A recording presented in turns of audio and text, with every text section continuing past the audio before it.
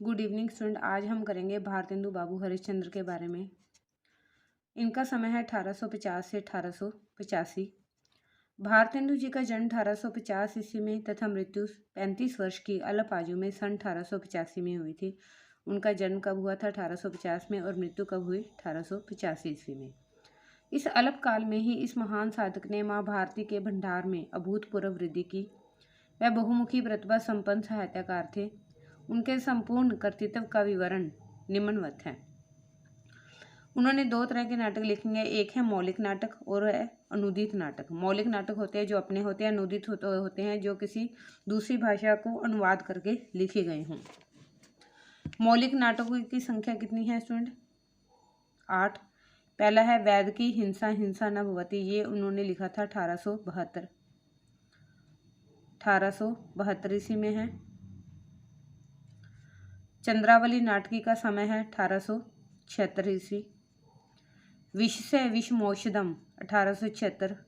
वैदिक हिंसा हिंसा न भवति 72 में है। चंद्रावली और विषय विषमोषण ये दोनों कब के हैं? 76 के।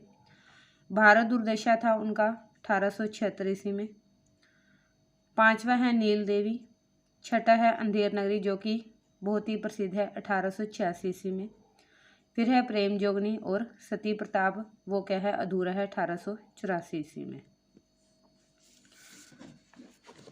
1885 में उनकी मृत्यु हो गई थी। आगे है अनुदित नाटक। अनुदित नाटकों की संख्या कितनी है? अनुदित जो नाटक हैं वो है 9 है। पहला है विद्या सुंदर, दूसरा है पखंड विडम्बन, तीसरा है धनंजय विजय, कर्पूर मंजरी, मुद्रा राक्षस, सत्य हरिश्चंद्र, भारतजनी, दुर्लभ बंधु और रत्नावली। जो उनकी काव्य कृतियाँ हैं भारतेंदु हरिश्चंद्र की: प्रेमा श्रुवर्णन, प्रेम माधुरी, प्रेम तरंग, उत्तरार्ध भक्तमाल, प्रेम प्रलाप, गीत गोविंदानंद और सतसई श्रृंगार।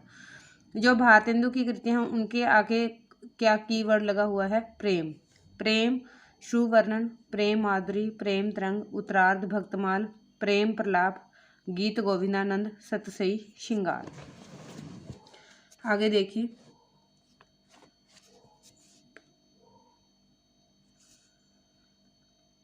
एक और क्वेश्चन है स्टूडेंट, ये याद रखना है। जो भारतेंदु हरिश्चंद्र थे उनके जो गुरु का नाम था, उनके गुरु का नाम था पंडित लोकनाथ। उनके गुरु का नाम था पंडित लोकनाथ। होली है, मधुमुकल है, राग संग्रह है, वर्षा विनोद, विनय प्रेम पचासा, फूलों का गुच्छा, प्रेम फुलवारी, कृष्ण चरित, तन्मय लीला, दान लीला, प्रबोधनी, प्रात स्मिरण, बकरी विलाप और रामलीला।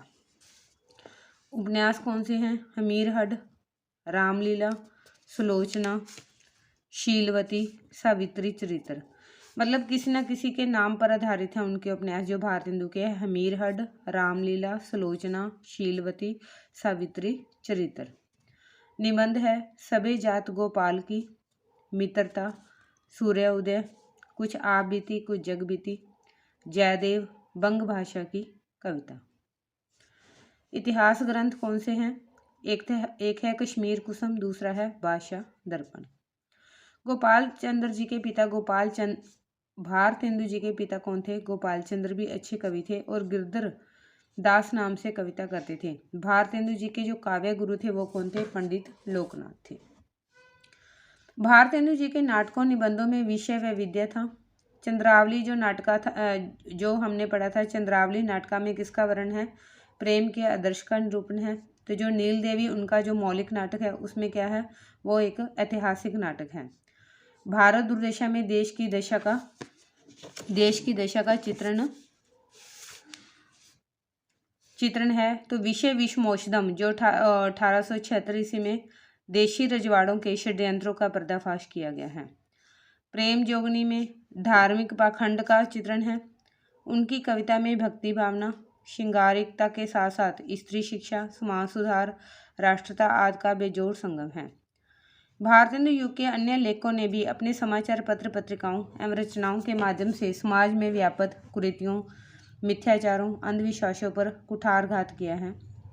भारतेंदु युग के प्रमुख कवियों में भारतेंदु बाबू हरिश्चंद्र है। जो भारतेंदु युग के प्रमुख कवि कौन कौन से हैं? एक तो बाबू भारतेंदु हरिश्चंद्र है, उसके बाद मिश्र आते हैं, पहले भी हमने किया था, बद्रीनाथ चौधरी प्रेमगन, उसके मिश्र जी हैं, चौधरी हैं, प्रेमगन, इसमें मिश्र आते हैं, चौधरी आते हैं, ठाकुर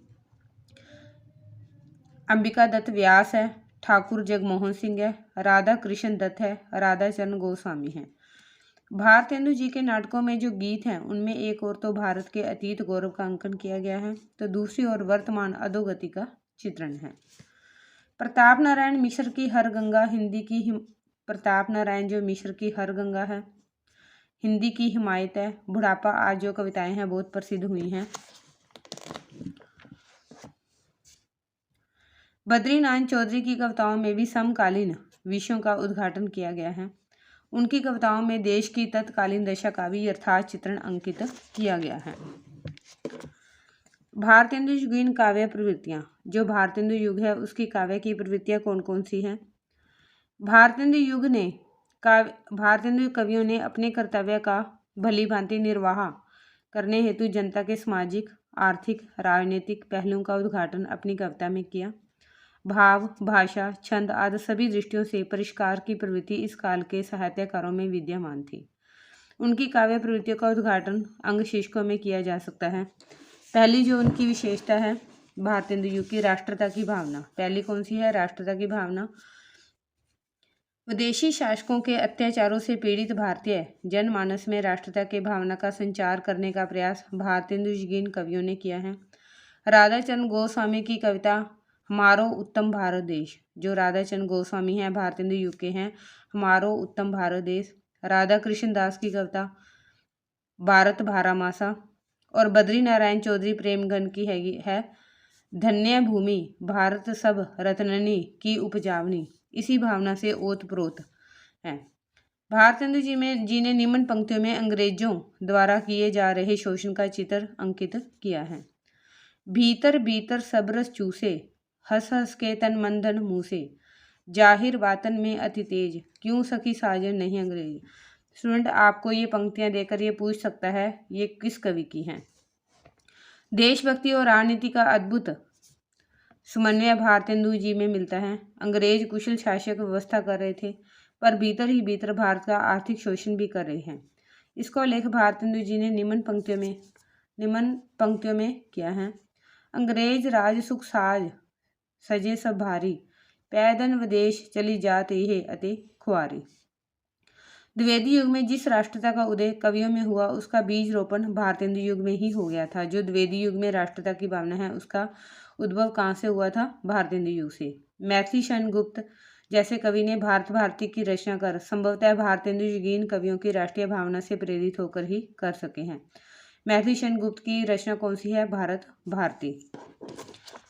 आगे है प्रवृत्ति समाज की दुर्दशा का चित्रण। रीतिकाल के कवियों ने समाज की ओर से अपनी आंखें बंद कर ली थी, किंतु भारतेंदु युगीन कवियों ने सामाजिक जीवन का यथातथ्य निरूपण करने में रुचि दिखाई है। आर्य समाज एवं ब्रह्म समाज जैसे सामाजिक आंदोलनों के प्रभाव से इस काल में नवीन सामाजिक चेतना का उदय हुआ और विधवा विवाह, नारी शिक्षा, अस्पृश्यता निवारण की ओर जनता का ध्यान आकर्षित करने वाली जो कविताएं हैं इसी युग में लिखी गई हैं। सामाजिक रूढ़ियों को निकारते हुए बाल विवाह, विधवा विवाह, सती प्रथा, छुआछूत को काव्य विषय बनाया गया और सामाजिक कुरीतियां, छल कपट एवं पाखंड का खंडन करने